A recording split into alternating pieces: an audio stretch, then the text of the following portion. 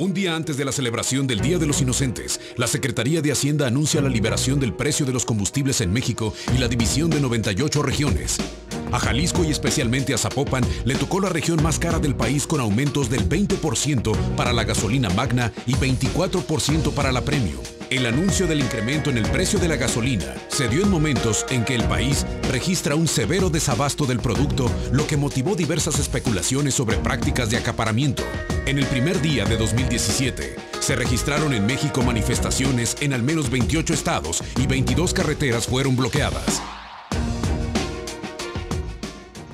Como he dicho en otras ocasiones en este programa, esta frase muy mexicana, por cierto, que mal comienza la semana para quien ahorcan el lunes. Así nos ocurrió a los mexicanos, así estamos iniciando este 2017 con el tema del gasolinazo, tema obligado para tocar hoy aquí en Ruta 44. Saludo con mucho gusto a Javier Hurtado, excelente amigo, presidente del Colegio de Jalisco. Javier, bienvenido. Hola Carlos, ¿cómo estás? Muchas gracias. A ver, Javier, ¿por dónde empezamos a analizar este tema del gasolinazo? Tiene muchísimas aristas. Así es. Empecemos con la primera. A ver, ¿qué te pareció el anuncio y todo, y la forma además? ¿De Hacienda o del presidente? De Hacienda y después, si quieres, vamos con el del presidente. Pues mira, de Hacienda a mí me parece que ha tratado de aprovecharse del periodo vacacional, del periodo de asueto. Yo creo que todo estuvo fríamente calculado, Carlos. Todo, absolutamente estuvo fríamente calculado. Déjame decirte tan solo algunos elementos. Publican la ley de ingresos el 15 de noviembre.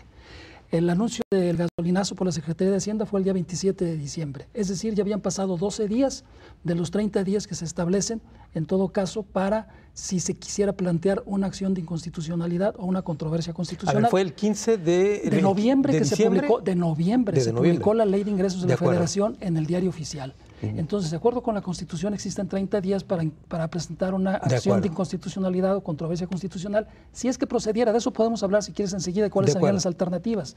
Pero también, por ejemplo, para el caso de permitir la interposición de un amparo, pues se complican las cosas, porque los 15 días, digamos, para que tú tengas para impugnarlo por la vía de un amparo colectivo indirecto, pues ya hubieran transcurrido el 30 de noviembre y sin embargo la medida no entró en vigor sino hasta el 1 de enero. De ahí que entonces, en consecuencia, si se quisiera interponer un amparo indirecto, tendría que ser interpretándolo como una norma heteroaplicativa, no como una norma autoaplicativa, tomando en cuenta que los efectos empezaron a partir del momento no en que fue publicada, sino que empezó a cobrar efectos perniciosos, por cierto, sobre la población. Entonces estamos todavía entre los 15 días y se quiere interponer un amparo indirecto colectivo sobre esa medida. Fue todo fríamente calculado. Claro, para dejar en una situación de indefensión a todos los mexicanos y para poder dejar también una situación de indefensión a las autoridades, en este caso, los diputados, una fracción minoritaria de diputados que habían presentado una acción de inconstitucionalidad. ¿Por qué una acción de inconstitucionalidad sobre lo que ellos mismos presentaron? Por lo siguiente, Carlos, porque la reforma energética, el 10º transitorio de la reforma energética de 2013 establece que es facultad de la Comisión Reguladora de Energía establecer los precios de la gasolina de venta de primera mano. Eso lo establece la Constitución. De la Cámara de Diputados. Es un organismo desconcentrado del Poder Ejecutivo Federal, de la Secretaría de Energía, la Comisión Reguladora de Energía. Entonces, sin embargo, el 12º transitorio de la Ley de Ingresos dice que es la Secretaría de Hacienda la que establecerá los precios. Entonces, ahí, desde mi perspectiva, que había una acción de inconstitucionalidad, pero estos, muy mañosos, impiden que se presente la acción de inconstitucionalidad. ¿Por qué? Porque dan a conocer las alzas en las gasolinas pasados 47 días, ¿sí? El 27 de enero y el plazo de los 30 días se venció, el 27 de diciembre y el plazo de los 30 días se había vencido el día 15 de diciembre. Entonces te digo, todo fue fríamente calculado, así parece, para generar una decisión que fuera irreversible, como lo dio a conocer ya el presidente de la República, que dijo no hay marcha atrás. Y entonces esto parece ser que no deja otra vía, otro mecanismo, más que lo que estamos viendo, que son los saqueos y las protestas que están afectando ya no la estabilidad económica que tanto le preocupa al presidente, sino la estabilidad social y política del país. A ver, el presidente decía que era un asunto de estabilidad y que nos hubiera ido peor no haber subido esto, pero no nos explicaba por qué. Claro, a mí me parece que son las cuestiones en las que uno puede diferir. Con todo respeto del señor presidente de la República, Yo creo que al igual que millones de mexicanos en este país, no entendemos cuál es la lógica y el razonamiento que está detrás de los argumentos que esgrime el presidente. Yo no puedo entender cómo es que te puede ir peor si aumentándote la gasolina en un 20% y aumentándote el salario mínimo en un 4%, por favor, yo no entiendo eso. Yo no entiendo cómo es posible que el secretario de Hacienda diga que eso es una medida benéfica y que es para beneficio de nuestros hijos y de los hijos de nuestros hijos. Ha de ser para el beneficio de su señora madre también, que le faltó decirlo, ¿sí? Pero a ver, Javier, la estabilidad económica. Estamos hablando de inflación del 4% que cerró el año. Claro. Estamos hablando de un crecimiento realmente muy raquítico, de un desempleo terrible en México, con sueldos míseros. ¿Dónde está la estabilidad económica de la que habla el presidente? Sí, además yo siempre he tenido mis dudas respecto a los índices de inflación. La verdad a mí me parece que esos índices de inflación están maquillados. Pero como dicen los abogados, aceptando sin conceder que esos fueran ciertos. A mí lo que me parece completamente cuestionable y verdaderamente increíble, inexplicable, es cómo puedes decir tú y plantear como un logro, como un gran avance, el que tú digas, ahora en México se están vendiendo las gasolinas a precios reales, a los precios que existen en el mercado internacional. Incluso dicen un poco más barata que en algunos lugares. ¿Cómo puedes tú decir eso cuando no razonas y dices también, pero en México somos el país que tiene los salarios mínimos más bajos de los países miembros de la OCDE, ¿sí? Y que somos uno de los países que tienen los ingresos mínimos de salario por jornada de trabajo más bajos del mundo? ¿Cómo puedes decir eso? Cuando aquí en el estado de California, en los Estados Unidos, ahora con las recientes medidas tomadas por el gobernador que decretó un alza al salario mínimo de California, que lo ubica hasta en $15 la hora, pero vamos a ponerlo, algunas empresas lo están pagando, otras no, hay un periodo de transición, en 12 pesos en promedio. $12. A $12, perdón, la hora. No, en México, mientras con tu salario mínimo de un día compras 5 litros de gasolina, ¿sí? En el estado de California, con el salario de un día de 8 horas, compras 132 litros de gasolina. A ver, Javier, tengo que hacer una pausa, me quedo con eso. Más vamos a profundizar, por supuesto, en este tema. Tengo que ir a la pausa, regreso con otro de nuestros invitados.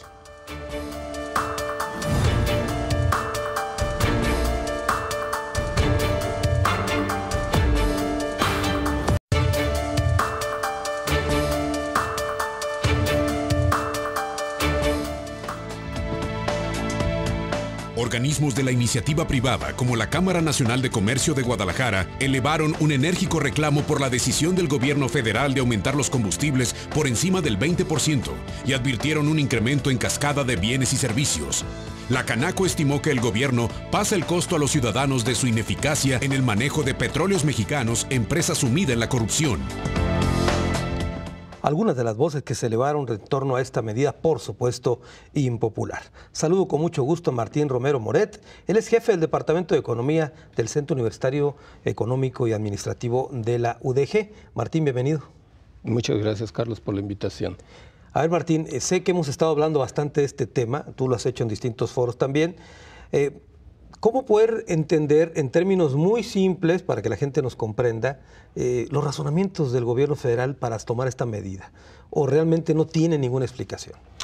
Bueno, yo coincido con que las motivaciones que dio el gobierno federal para aplicar esta medida no son coherentes, no son lógicas, no explican nada. De ahí que nosotros hayamos buscado otras explicaciones por el conocimiento que tenemos de cuáles son las finanzas públicas, tanto de Pemex como del gobierno federal. El gobierno federal, lo dijimos ya en otras ocasiones aquí, ha recibido mucho menos dinero del esperado por razones de la caída del precio del petróleo, por razones de la caída de la plataforma de explotación y de exportación. Y entonces el gobierno empezó a cubrir ese hoyo, del cual empezamos a hablar desde hace más de un año, a través de deuda interna, externa, y aumentar los impuestos a las clases medias y bajas.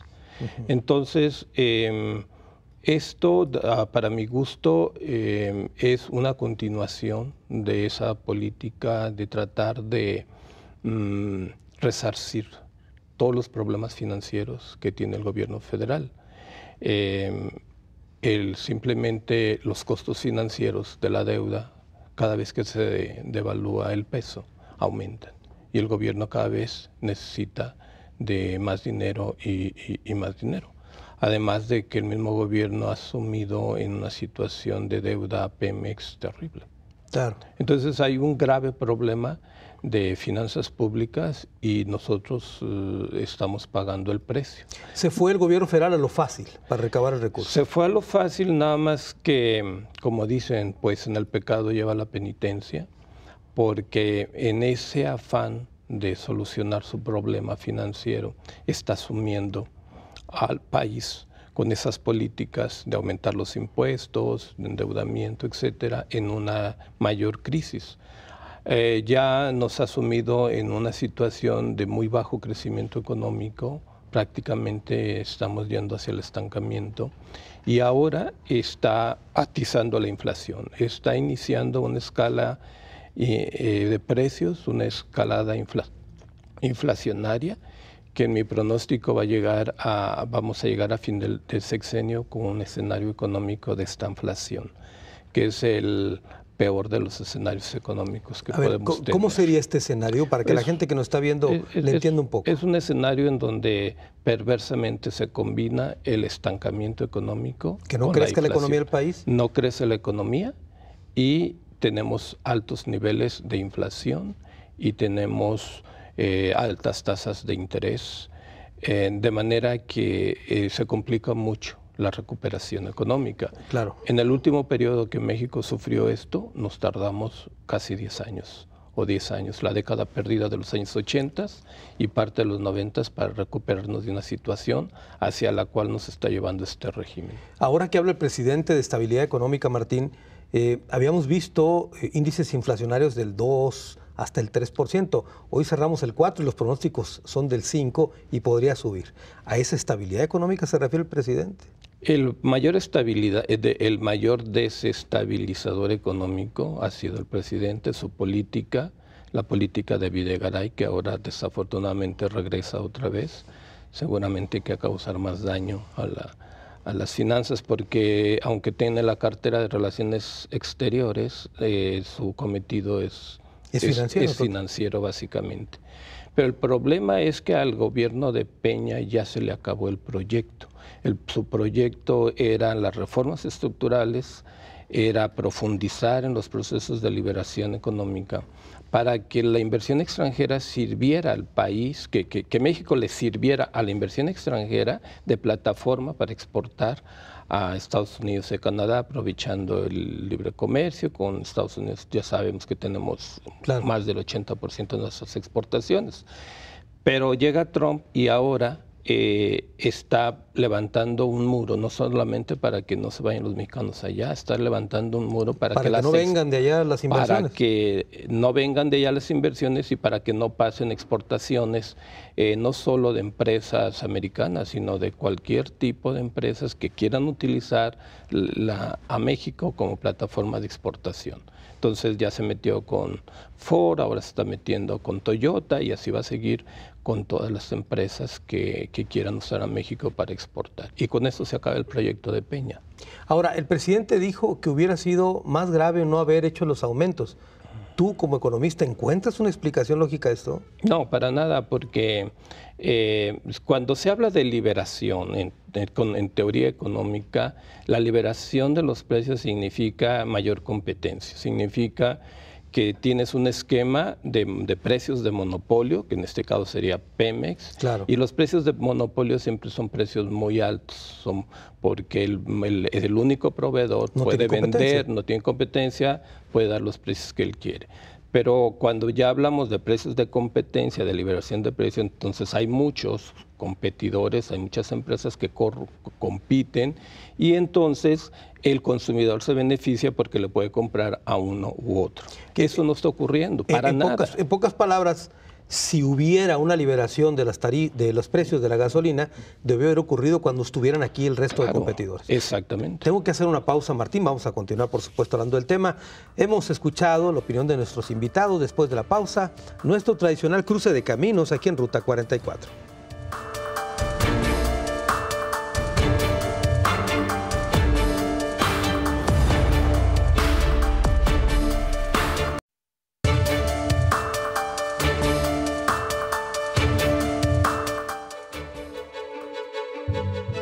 Ante los numerosos reclamos sociales que desató el anuncio de la liberación del precio de las gasolinas, organizaciones, diputados, alcaldes y la iniciativa privada unen su petición de que el gobierno federal dé marcha atrás a la medida. El gobierno decidió aumentar el precio de los combustibles por unas semanas en forma controlada, pero será hasta el 27 de enero cuando determine la liberación y que esta surta efecto a partir del mes de febrero, cuando se regirá por la competencia de otras empresas distribuidoras. El gasolinazo que encendió el año, así llamamos al programa en esta ocasión, aquí en Ruta 44. Javier Hurtado, una de las insistencias que hacen los que se oponen a esta situación, que somos todos, es que se modifique este impuesto especial de bienes y servicios, el IEPS. ¿Se puede hacer esto? ¿Sería una medida? Yo creo que sí, perfectamente. Mira, el problema del gobierno es que el alza de las gasolinas es con fines eminentemente recaudatorios. Te voy a dar un dato tomado de la propia Ley de Ingresos. La Ley de Ingresos del 2015, el famoso IEPS, específicamente es destinado a las gasolinas diésel para combustión automotriz, representaba 30.321 millones de pesos. Para el 2016, ese mismo impuesto representó 209.386 millones de pesos. Y para 2017, en el presupuesto, en la Ley de Ingresos ya aprobada, está previsto recaudar 284.432 millones de pesos. Ese es el verdadero fondo del asunto. O sea, que el gobierno no sabe de dónde sacar esos 284.000 millones de pesos. Y entonces, el problema es de que en mi modo de ver, esto deriva de un problema de recaudación fiscal. Uno de los más grandes problemas de México es precisamente la baja tasa de recaudación fiscal que tiene con relación a su Producto Interno Bruto. Es el país que menos recauda de la Organización de Países de la OCDE, y también es uno de los países que menos recauda incluso de América Latina. Brasil y Argentina recaudan mucho más que nosotros. ¿Por qué es eso? Porque México ha tenido cierto pavor o temor a gravar y a recaudar de donde debe de hacerlo, no del causante cautivo, no del consumidor, sino de los grandes ricos. Y a esos, en vez de recaudarles, les regala dinero o les hace exenciones fiscales, devoluciones o concesiones.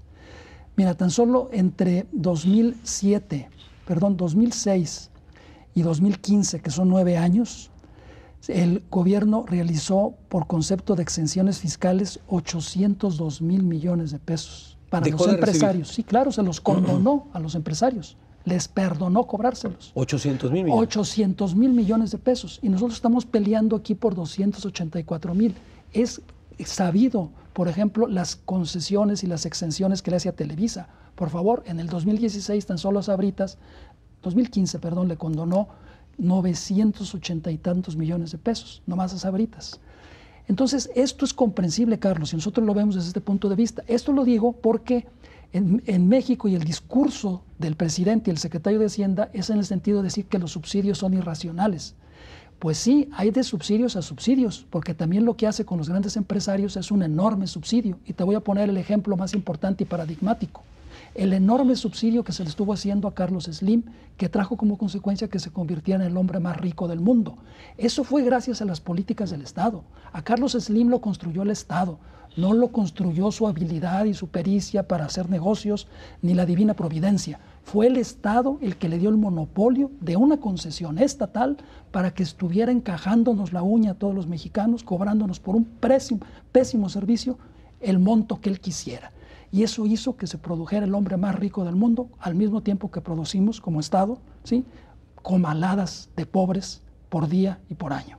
Entonces, el problema de los subsidios es ese. Yo pienso que eso hay que verlo diferente, y concluyo diciendo, el problema es que él le ve al asunto del IEPS, él lo conceptualiza, eliminarlo como subsidio, cuando en realidad es una recaudación.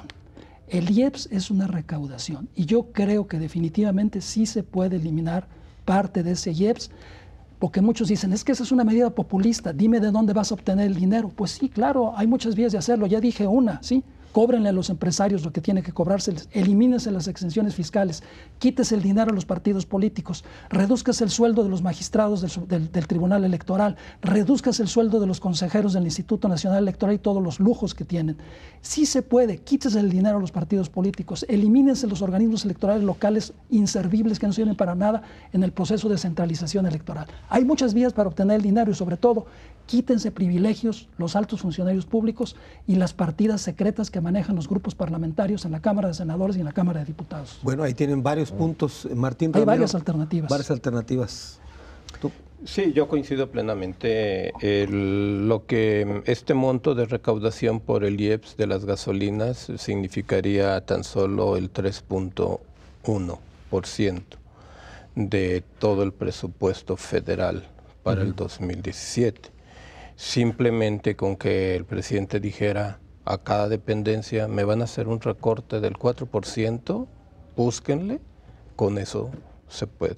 Y a nivel estatal es el 1.6 lo que recibe el Estado por ese concepto. Que también pudiera hacer ese sacrificio, sobre todo porque está súper comprobado, es evidente el enorme nivel de corrupción al que hemos llegado, el nivel de despilfarro, y no de ahora, es desde varios sexenios, desde varios periodos, que aprovechando que el petróleo estaba a $100 el barril y teníamos un costo de producción del barril de $10, teníamos una renta petrolera por barril de 90, con una plataforma de 3.2 barriles diarios. Si lo multiplicas por 365, 90 por 3.2 millones de barriles diarios por 365 días del año, por 12 años de sexenio de Fox, de Calderón, es un verdadero dineral. ¿Y dónde se fue ese dinero, ¿Dónde Martín? se fue? A la corrupción, se ha quedado en Pemex, se ha quedado en la alta burocracia, se ha quedado en que se ha masificado la burocracia federal, que ellos tienen unos sueldazos. Allí está, entonces no costaría realmente ningún trabajo. Simplemente revisar la cadena productiva de Pemex. Claro. Bueno, tengo que hacer una pausa, Martín. Regreso con más de este tema.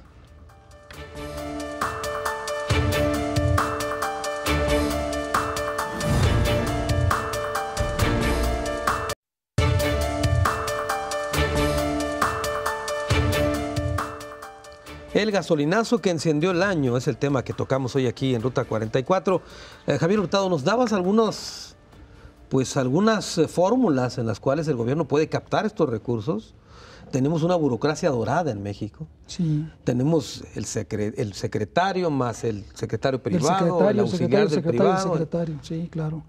Mira, bien como lo decía Martín, el monto que representa el IEPS, él sacó la cuenta, los 284,000 millones de pesos contra un presupuesto de egresos de 4.8 billones de pesos, por favor, es como quien le quita el pelo a un gato, ¿sí?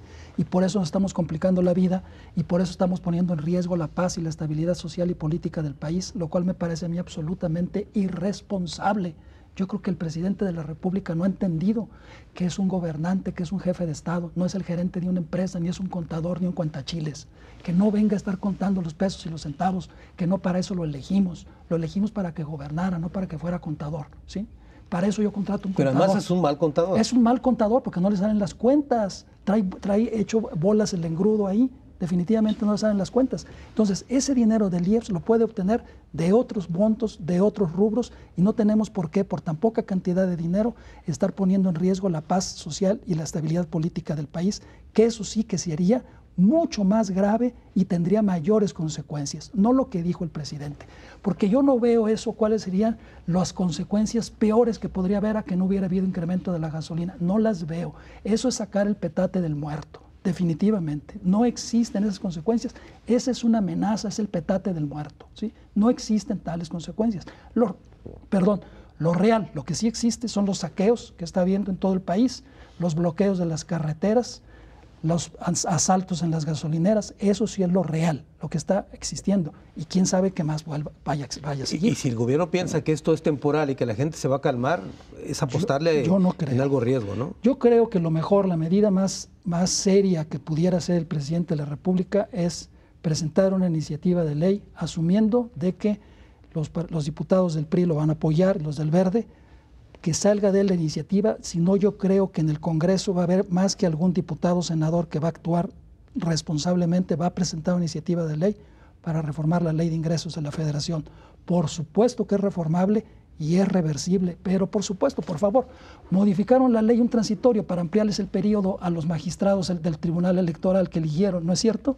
Que no vayan a poder modificar el 12º transitorio de la ley de ingresos de la Federación, con la mano en la cintura lo hacen si tienen voluntad política para hacerlo. Claro, Martín Romero, nos había dicho el presidente que con la reforma energética teníamos que prepararnos porque ya no iba a haber gasolinazos ni aumentos a la gasolina. Lo acaba de decir un par de años atrás y ahora estamos viendo estas consecuencias. ¿Qué pasó? Pues lo que pasó que, pues es difícil que pasó por la mente del presidente. Pero lo que sí podemos decir es qué es lo que está pasando con estas medidas y está provocando una escala inflacionaria. La gente, el problema de la inflación, es que la gente empieza a aumentar los precios porque ya va a suponer que todo le va a llegar más caro o todo le empieza a llegar más caro. En realidad, cada empresa y cada bien tiene una estructura de costos.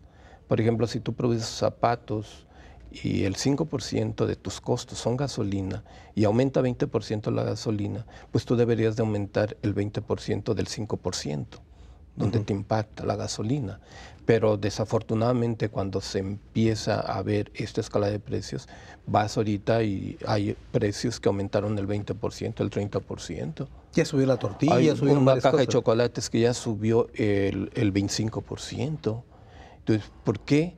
Porque bueno, la gente, las tiendas comerciales empiezan a aumentar los precios y empieza a generarse esa escalada. Y luego ya están diciendo, es que en febrero viene otro aumento de la gasolina, que va a ser aproximadamente del 8%. Pues entonces todo el mundo empieza a aumentar los precios. A este país contener esa escalada inflacionaria le llevó más de 10 años y tuvo que haber un pacto nacional en donde estuvieron y tuvieron que concurrir. El famoso Pacto para la Estabilidad Económica. El Pacto para la Estabilidad Económica de Salinas de Gortari. Pero cuando se llevó a cabo ese pacto, en realidad la gente ya se había empobrecido mucho por el problema de la inflación. La inflación siempre le pega más a las clases más pobres. Entonces, lo que estamos teniendo es que el gobierno está provocando esa escalada de precios, ¿no? Y ojalá que con una medida como la que señala Javier, que sea a tiempo, se pueda detener este proceso. Ahora, tú mencionabas, Javier, una reforma a la ley de ingresos, pero ¿hay, digamos, acciones legales que todavía alcancen a realizarse? Sí, mira, Carlos, qué bueno que comentas esto, porque yo creo que es lo que se debe más bien de estar pensando. Y yo pienso que los dirigentes políticos o sociales que están en contra de esta medida, en vez de asusar a la población para que cometa actos vandálicos, más bien deberíamos de ponernos a pensar sobre las vías legales e institucionales en que se podría impugnar esta medida. Yo pensaría en eso. A mí me sorprende, estaba ahorita reflexionándolo en el intermedio. ¿Por qué, por ejemplo, en la página esa que se llama change.org, por qué no se establece ahí un amparo colectivo y juntamos todas las firmas? Yo creo que el ambiente social que existe haría propicio, sería un mecanismo que está considerado dentro de las decisiones que tienen que tomar los jueces de distrito al otorgar un amparo, son las consecuencias sociales de hacerlo o no hacerlo. Y yo creo que hoy en día está más que visto el no hacerlo, el no otorgar una medida suspensiva a esta medida. ¿Pero el tiempo lo permite todavía? Todavía sí, hasta el 15 de enero, según yo, hasta el 15 de enero se puede interponer un amparo colectivo indirecto interpretando la ley de ingresos de la Federación como una norma heteroaplicativa, entendiendo que entró en vigor a partir del 1 de enero y no del 15 de noviembre cuando fue publicada. O sea, por eso nos da los tiempos. Claro, todavía nos quedan unos cuantos días. Y yo pienso que en vez de estar saqueando almacenes y bloqueando caminos y incendiando algunas bombas de gasolina, como mecanismo de protesta muy comprensible, pero de ninguna manera justificable, pues yo pienso que mejor deberíamos de ponernos a pensar de qué forma, de manera institucional y legal, podemos impugnar esta medida. Y yo apelaría también a los diputados y a los senadores a que razonen y a que se pongan a pensar sobre esto y que legitimen a las instituciones, Carlos, porque en esto se están llevando entre las patas a las instituciones, y no solamente a las instituciones, a la democracia, si me permites decirlo, y de eso me gustaría hablar en el último segmento. Muy bien.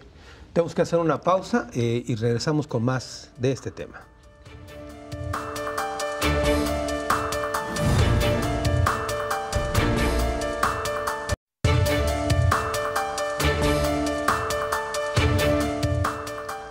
El gasolinazo que encendió el año, el tema que tocamos hoy aquí en Ruta 44.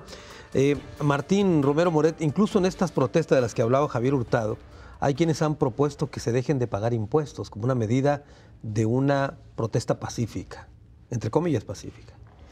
Bueno, lo que pasa que como la sociedad no tiene formas de organización, algo que ha hecho con mucho éxito el neoliberalismo ha sido desarticular las formas de organización política. Los sindicatos fueron desacreditados, fueron desarticulados. Entonces la sociedad está buscando qué hacer. Los partidos ya no responden a esas necesidades porque pues ahora los partidos políticos son parte del problema, son parte de esta burocracia dorada que ha disfrutado de todas estas canonjías y de toda esta corrupción. La gente ya no cree en los partidos y pues tendremos que esperar a que surjan otro tipo de líderes naturales y honestos que empiecen a organizar a toda esta sociedad. Lo que está haciendo la sociedad es lo que se le ocurre a través de las redes y incluso no todo lo que pasa en las redes es lo mejor que puede suceder. Pero... A ver, Martín, y desde hace varios años hemos escuchado cómo la economía de México está sustentada sobre el petróleo y seguimos en la misma historia. Y hoy los conflictos más fuertes para este país provienen de la misma situación. ¿Qué ha pasado? ¿Por qué no hemos podido, digamos, buscar otras vías y tenemos que estar anclados a estos ingresos del gobierno por el petróleo? Efectivamente, el petróleo significó para el Estado por lo menos el 40% de sus ingresos durante muchos años, o a veces más. El petróleo significó el financiamiento de campañas políticas, el petróleo significaba la palanca para que México recibiera o reestructurara su deuda. El petróleo era la gallina de los huevos de oro, pero pues han terminado matando a la gallina de los huevos de oro y ahora quieren que los ciudadanos suplamos esa situación, esa gallina. Solicitarle a la gente que no pague impuestos, lo que está haciendo la gente de tratar de no pagar impuestos, pues es muy difícil de hacer porque nadie se atreve a no cumplir cuando lo haces de manera individual. Ahí tendría que haber realmente una sociedad bien organizada para que nadie lo hiciera al mismo tiempo y eso pudiera realmente servir como presión para que obligar al gobierno a tomar otras medidas. Sí, porque le das exactamente en lo que dice Javier, en el afán recaudatorio, que es el que le preocupa al gobierno. Javier, en Brasil se decía que Brasil es un país muy endeudado, es el más endeudado de América Latina, decían, etcétera. Sin embargo, la deuda se veía en infraestructura en Brasil, pero cuando veían a México, un país tan endeudado, no se veía la infraestructura y sí la deuda. Algo parecido ocurrió con esta bonanza del petróleo, que se vendió el barril en $100, etcétera, y nunca vimos beneficio alguno. Fue los famosos excedentes petroleros. Así es. Que se gozaron y se vivieron durante los gobiernos de Vicente Fox y de Felipe Calderón, una parte de Felipe Calderón. Y esos recursos incluso fueron repartidos como botín de bandidos entre todos los gobernadores del país. Se les transfirieron recursos extraordinarios de los ingresos petroleros, se llamaban excedentes petroleros, se llamaban. Sin necesidad de justificarlos. Sin necesidad de justificarlos y los ejercieron de manera discrecional. Ahí está el caso del exgobernador de Jalisco, Emilio González, que también aparte impugnó el presupuesto de egreso, las reformas que le hizo el Congreso, y él ejerció con manga ancha completamente el presupuesto de su último año de gobierno.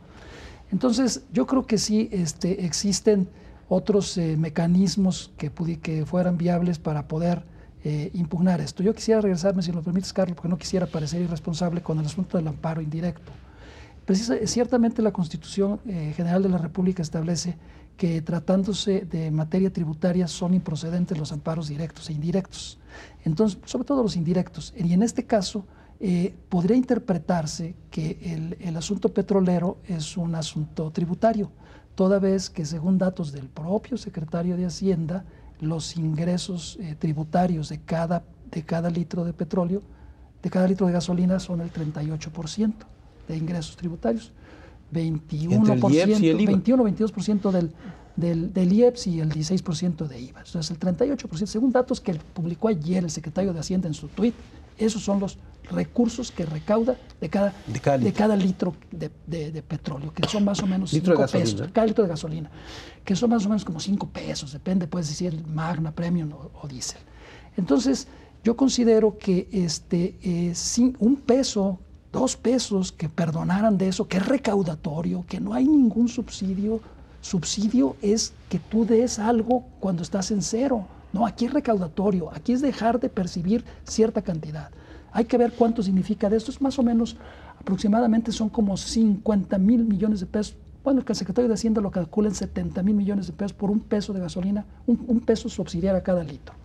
Entonces, la otra vía de impugnación, Carlos, que existe y que está prevista en la propia ley, quiero señalar esto, está en la ley de los órganos reguladores en materia energética, en el artículo 22 o 27, no recuerdo exactamente, donde dice que las decisiones de la Comisión Reguladora de Energía son impugnables por la vía de amparo indirecto, que no tendrán efectos suspensivos. Entonces, ahí perfectamente se puede impugnar la regionalización famosa de la Comisión Reguladora de Energía, que estableció las 98 zonas económicas que están hechas con las patas y que hicieron que Jalisco, y particularmente Zapopan, tenga la gasolina más cara de todo México. ¿Y cuál es el criterio? No lo sé, por eso se puede impugnar esa medida. Esa medida perfectamente se puede impugnar, y ahí sí corren los 12 días, los 15 días, a partir de cuando se anunció la regionalización por la Comisión Reguladora de Energía. Entonces, bueno, los dirigentes políticos y sociales, en vez de estar asusando a la población a que asalte o que saquee negocios o tiendas, pues mejor vámonos pensando en cómo impugnar por las vías legales e institucionales esta medida. ¿Pero les quedará claro esto, Javier, o estarán...? Pues a lo mejor están medio tapados, o a lo mejor no quieren hacerlo, porque también esto pues es un negocio, por supuesto, tanto en términos políticos como económicos, es decir, la violencia y desestabilizar el país, hay quienes salen ganando de esto. Claro. Martín, ¿tú qué otras salidas encuentras? No, pues la salida que existe es que el gobierno ponga orden en la casa. Los distintos niveles de gobierno tienen mucho que hacer al respecto. No es trasladándole el problema a la ciudadanía. El problema lo inició en el gobierno y el problema lo sigue ocasionando el gobierno. Entonces de allí tiene que ser la solución. Hacer una reingeniería de procesos y hacer una presupuestación base cero, como se dijo que se iba a hacer, en donde realmente tú puedes ver qué dependencia está dando resultados, si son resultables tangibles, medibles, si hay un beneficio a la ciudadanía. Ahora mismo, si salimos a la calle y le preguntamos a la gente, dígame un beneficio que usted haya recibido del gobierno, de cualquier nivel de gobierno, a ver qué nos dicen. A ver si dicen, arreglaron mi calle, me beneficiaron en esto, funcionan mejor mi escuela, el centro de salud, ahí tiene las medicinas. Que nos digan una cosa, que el gobierno esté haciendo bien a cualquier nivel. Entonces, el gobierno es un barril sin fondo que se ha convertido en un enorme consumidor del producto social sin regresarle nada a la sociedad, ni en servicios, ni en facilidades para aumentar la productividad de nosotros como empleados, como trabajadores o al sector industrial. No está la infraestructura que nos permita transportarnos más rápido, ser más productivos. Entonces, el mal es el gobierno. Una vez lo dije en una entrevista, es que ahora mismo el peligro para México es el gobierno. Muy bien. Pues tenemos que hacer la última pausa y regresamos a las conclusiones del programa.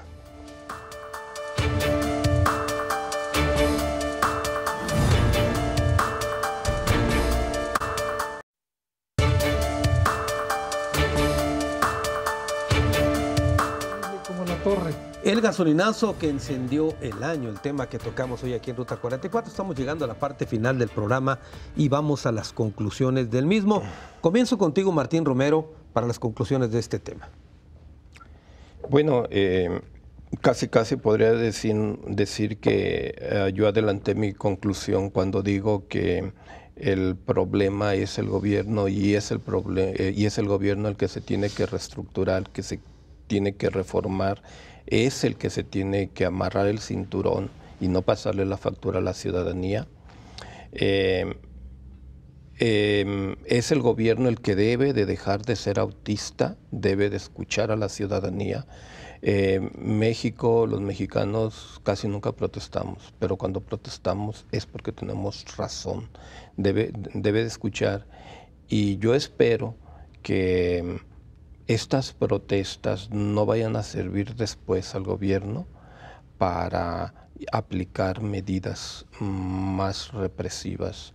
A mí me preocupa mucho que luego se le quiere dar ya un estatus legal a la presencia del ejército en las calles. Legitimar la presencia del ejército podría ser una medida para aplicar un mayor control social y pues en un futuro limitar todavía más las libertades que tenemos los mexicanos. Eso me alarma mucho, me hace pensar que a lo mejor están pensando que como está evolucionando la crisis, los problemas económicos, los problemas sociales, podría haber mayores movilizaciones que podrían justificar que el ejército estuviera allí para reprimir a la sociedad. Este tipo de saqueos de los que hablaba Javier, las protestas, bloqueos, etcétera, es este caldo de cultivo que podría terminar con eso. Podría ser la excusa para que se iniciara un proceso de represión mayor.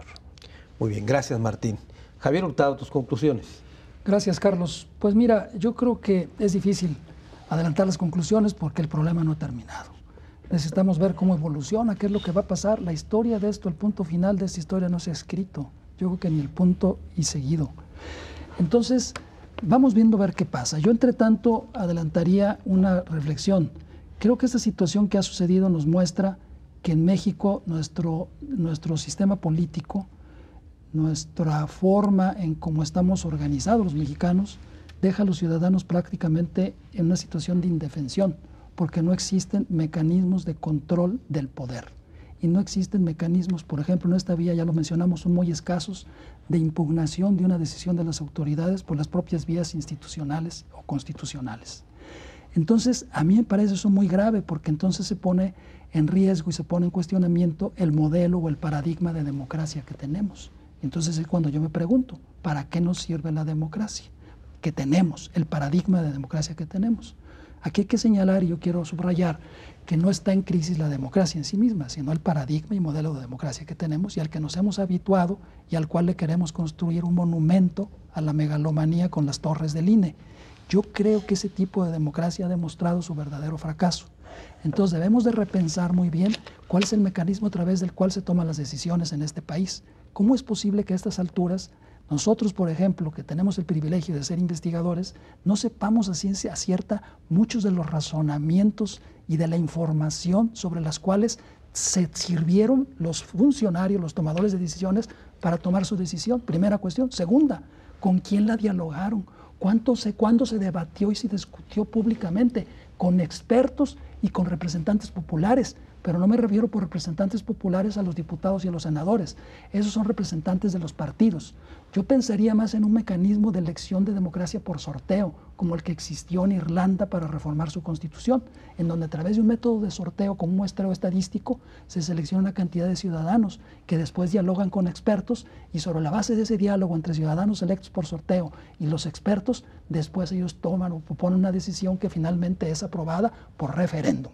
Entonces yo creo que ese es un mecanismo de toma de decisión muy diferente al que nosotros actualmente tenemos, porque esos diputados que aprobaron la ley de ingresos no le dan cuentas a nadie.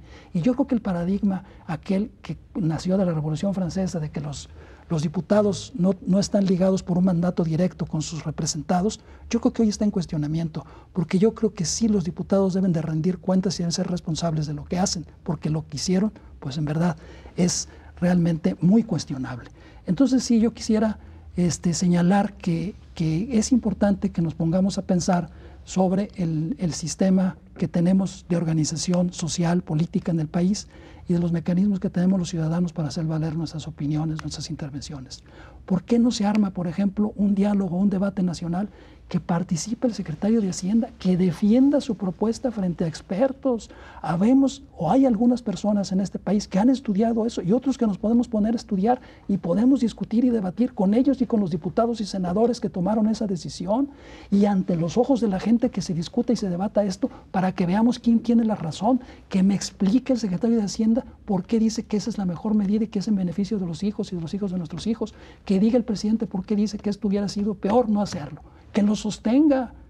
Entonces estamos en una situación de no hay diálogo, Carlos, y yo creo que entonces este paradigma de forma de tomar decisión y de elegir representantes que a final de cuentas no representan a los que dicen representar, sino que representan a sus intereses y a los de sus partidos, pues está en crisis, realmente está siendo severamente cuestionada, y esta es la mejor forma, el ejemplo paradigmático de este modelo de toma de decisión equivocado. Muy bien, muchas gracias, Javier. Al contrario, gracias a ustedes. Gracias, Martín. Bueno, pues me quedo con un minuto para una reflexión final. Decía ya Javier que el problema es que no existen contrapesos cuando son medidas tan tomadas a la ligera, porque no se fundamentan, pero yo me diría algo más. Hay una figura en el derecho penal que se habla de fraude maquinado, cuando alguien se pone, digamos, en contubernio con alguien más para celebrar algo y realizar algo premeditadamente, con alevosía y sin dejar la oportunidad de que alguien meta las manos. Me parece que estamos ante una situación similar. Yo no le llamaría fraude, en todo caso estamos ante un gigantesco robo maquinado que nos dejó en la indefensión para poder meter las manos ante este atraco literalmente en despoblado. Hasta la próxima.